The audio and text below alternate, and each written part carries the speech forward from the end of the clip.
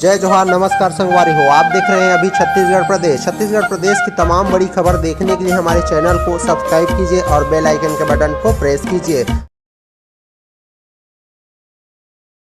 छत्तीसगढ़ में अब गाड़ी खरीदना होगा महंगा। सरकार ने नई गाड़ियों पर लाइफ टाइम टैक्स 1% बढ़ाया। अगर आप 10 लाख की कार पर अब 1 लाख देना होगा आपको कर। छत्तीसगढ़ में नई गाड़ियों की खरीदी महंगी हो गई है। इसकी वजह है बढ़ा हुआ लाइफ टाइम टैक्स। सरकार ने इस टैक्स को 1% बढ़ा दिया है। केवल करों की बात करें तो इन पर लाइफ टाइम टैक्स अब 9 से 10% हो गया है। यानी 10 लाख की गाड़ी खरीदने पर अब आप 1 लाख रुपए का टैक्स देना पड़ेगा। परिवहन विभाग ने 26 अगस्त को राजपत्र में यह अधिसूचना प्रकाशित की थी। ऑटो डीलर्स को इसकी जानकारी 29 अगस्त को मिली। वहीं परिवहन विभाग के पोर्टल पर इसे 30 अगस्त को अपलोड किया गया है। बताया जा रहा है कि सरकार ने कई सालों के बाद गाड़ियों का लाइफ टाइम टैक्स बढ़ाया है। मोटरसाइकिलों पर अब टैक्स उनकी कुल कीमत के 7% से बढ़कर 8% हो गई। वहीं 5 लाख रुपए तक की कीमत वाली कारों की कीमत का 8% की बजाय 9% टैक्स होगा। 5 लाख रुपए से अधिक कीमत वाली कारों पर 9% की जगह 10% कर अदा करना होगा। रायपुर ऑटो डीलर्स एसोसिएशन के अध्यक्ष विवेक गर्ग का कहना है कि बाजार में गाड़ियों की कीमत, खासकर मोटरसाइकिल की कीमत लगातार बढ़ती जा रही है। स्थानीय वजह से वह और महंगी हुई तो ग्राहकों का मन खराब होता है। इस बार यह टैक्स त्योहारी सीजन के ठीक पहले बढ़ा है। इसकी वजह से भी ऑटोमोबाइल कारोबार की चिंता बढ़ गई है। विवेक गर्ग की चिंता में दम भी दिखता है। छत्तीसगढ़ में मोटरसाइकिल से लेकर ट्रैक्टर और मालवाहक तक की सालाना बिक्री औसतन 4,60,000 होती है। इसमें से 35% गाड़ियों की बिक्री दीपावली और नवरात्रि पर ही हो जाती है। अगर इस सीजन में ग्राहक को सौदा महंगा लगा तो उसमें गिरावट आ सकती है। हालांकि अधिकारियों का कहना है कि 1% की वृद्धि से कारोबार पर कोई बड़ा फर्क नहीं आएगा। ऐसा कहा जा रहा है कि करीब छत्तीसगढ़ में यह कर वृद्धि करीब 5 साल बाद हो रही है।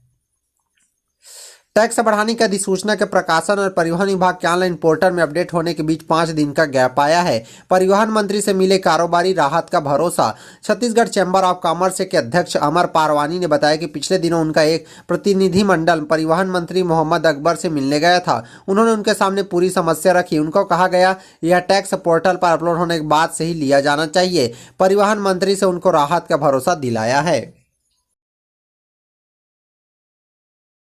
रायपुर के बीचों बीच टाइटैनिक जहाज 20 लाख के खर्च से तैयार हुआ है Ganesh pandal.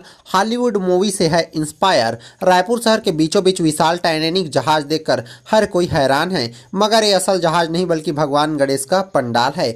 Unique Hollywood theme में यह पंडाल अपने लुक की वजह से लोगों का ध्यान खींच रहा है। बाहर से देखने पर बिल्कुल किसी बड़े समुद्री जहाज की तरह ही दिखता है। यहाँ अंदर बैठे हैं भगवान श्री गणेश। ये पंडाल बना है कालीबाड़ी चौक के पास। इसे जय भोले ग्रुप के युवाओं ने तैयार करवाया है। जानकारी के मुताबिक इसे बनाने में करीब 1.5 महीने का वक्त लगा। इसे बंगाल के कारीगरों ने तैयार किया है। 30 से ज्यादा कारीगर इसे तैयार करने और डिजाइनिंग में लगे रहे। ये पंडाल 105 फीट लंबा और 60 फीट ऊंचा है। हॉलीवुड फिल्म टाइटैनिक में दिखाए गए जहाज से प्रेरित होकर इसे बनवाया गया है। समिति के अध्यक्ष कृष्णा साहू और परमवीर सिंह ने बताया कि समूह के युवा साल भर अपनी सेविंग्स को गणेश पंडाल को भव्य बनाने में लगते हैं। ग्रुप में 350 से अधिक वर्किंग प्रोफेशनल जुड़े हैं। हजारों घरों से चंदा लिया जाता है, तब जाकर सभी के सहयोग से भव्य पंडाल तैयार होता है। इसे तैयार करने में करीब 20 लाख रुपए का खर्च भी आया है।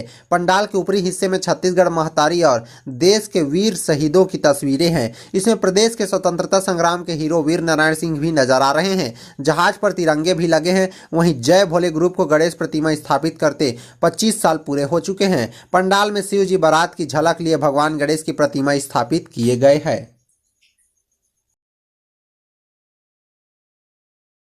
आज से छत्तीसगढ़ में अब 31 जिले सारंगढ़ बिलाईगढ़ के बाद खैरागढ़ छुईखदान गंडई का भी हो गया शुभारंभ। सीएम ने कहा हम रेवड़ी दे रहे हैं और केंद्र सरकार रबड़ी बांट रही है।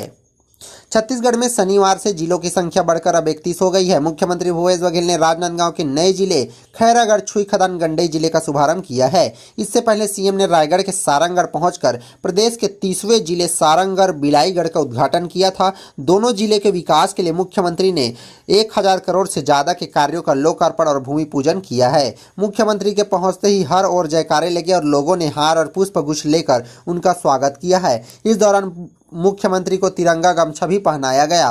राजा फतेह सिंह खेल मैदान में हुए मुख्य कार्यक्रम में मुख्यमंत्री भूपेश बघेल ने कहा, बहुत लंबे समय से जिले की मांग चल रही थी लेकिन जिला नहीं बन सका था। इस जिले में खेल कूदे लेकिन जिला नहीं बना सके। पौने 4 साल में हमारी सरकार ने 6 नए जिले बनाए हैं। इनका मकसद जनता और प्रशासन के बीच की दूरी को कम करना है। हमारी सरकार मेहनत कश का सम्मान करती है।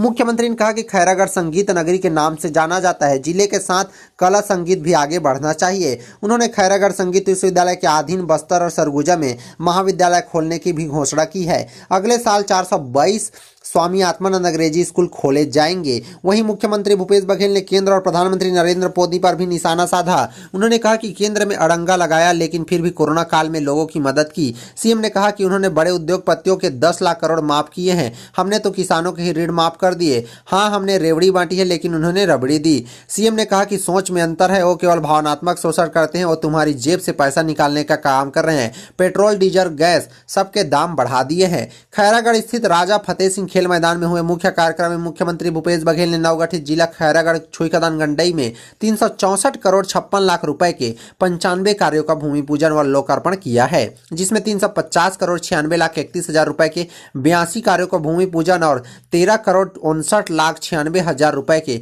13 कार्यों का लोकार्पण शामिल है। इस अवसर पर उन्होंने 213 हितग्राहियों को 37 लाख 48 हजार रुपए की सामग्री का वितरण भी किया। इससे पहले खैरागढ़ विधायक यशोदा नीलांबर वर्मा के निवास स्थान पर मुख्यमंत्री का 36 प्रकार के छत्तीसगढ़ी व्यंजनों से तुलादान किया गया है।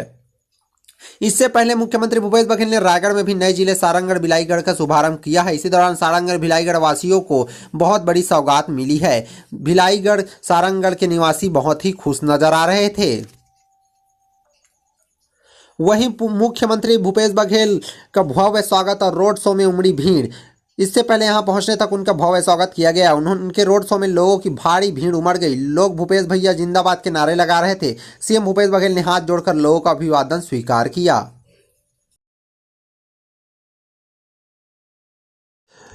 कांग्रेस सरकार को खोज रही है छत्तीसगढ़ की जनता। पूर्व मंत्री बृजमोहन बोले, सरकार का काम आंदोलन नहीं सेवा करना है। देश हित में रेलबंदी का फैसला। बिलासपुर में बीजेपी के सीनियर लीडर और पूर्व मंत्री बृजमोहन अग्रवाल ने शिक्षा मंत्री के बयान को लेकर राज्य सरकार पर निशाना साधा है। उन्होंने कहा कि सरकार जब खुद शराब पीने के तरीके बताए तो उनकी सोच का पता चलता है।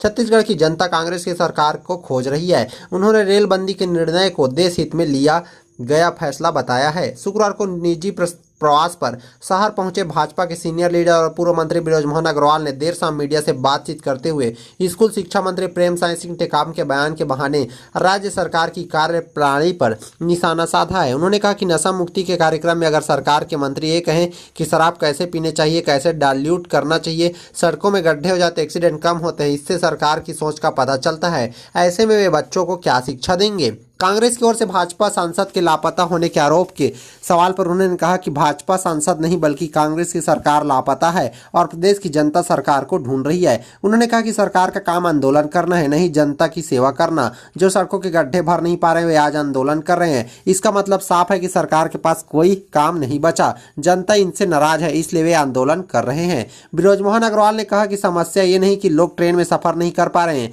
समस्या यह है कि लोगों को बिजली, पानी और सड़क चाहिए। लोगों को बिजली जरूरी है, सफर नहीं। बिजली के लिए ट्रेनों को बंद करने का फैसला लिया गया जो देश हित में है। लेकिन ये बृजमोहन अग्रवाल जी के इस बयान पर कड़ी नाराजगी व्यतीत हो रही है।